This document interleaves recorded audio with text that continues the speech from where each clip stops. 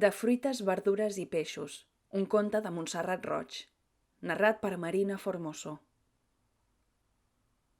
Una lectora em diu que està tota enrabiada, que n'està farta de tenir complex de verdura i de fruita. D'això en teniu culpa els escriptors, afegeix. Ja hi som, faig. Explica't. De vegades us comporteu com si vosaltres haguéssiu inventat la llengua. Dona, nosaltres prou en tenim d'anar amb el salvavides entortolligat a la llengua perquè no se'ns torni bífida. Però no la podré convèncer, perquè és veritat.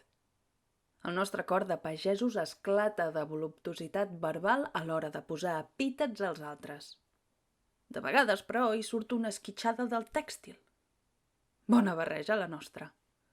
És allò de massa bé saltaler. Ella m'especifica els retrets. N'està ben tipa, doncs, de tenir dues pometes que parlin de la seva figa, que la tellin de bleda o de fava, o que pel darrere diguin que fa cara de pastanaga. I que només ells siguin més eixerits que un pèsol. És clar que jo li podria replicar que de raves en som tots, i que alguns d'ells han passat per França i han acabat a Itàlia en esdevenir macarons. Però ella m'hi posa més exemples. Plantar la bleda al clatell, és a dir, aixecar la camisa. Dona, no n'hi ha per tant, li dic. Ningú no pensarà que et planten darrere el clatell d'algú. Ni ells se senten un clau quan els rebles, ni nosaltres ens sentim cireres quan les remenem. Ja ho sé, insisteix. Però nosaltres ens diuen que som un tomàquet quan duem una vida sospitosa.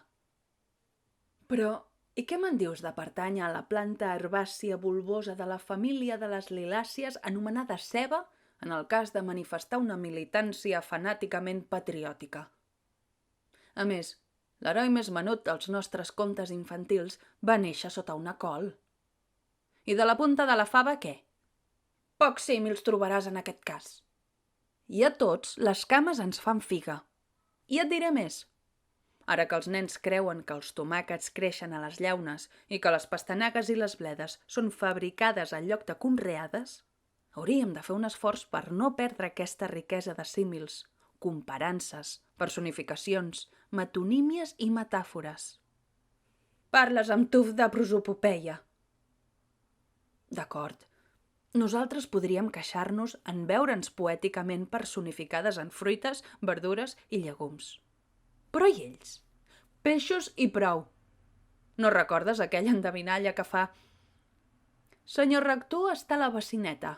Passa la majordoma i li estira la sardineta». Feina tindries, barrina la lectora, d'explicar a hores d'ara què vol dir. Els joves d'avui no entendrien ni bacineta ni majordoma. I vés a saber si saben què és un senyor rector. En això hi toques. I a fi que entenguin més mots d'aquesta endivinalla, i no només sardineta, estic disposada que em titllin de bleda o de fava. I de tomàquet? I de tomàquet, vaig acceptar.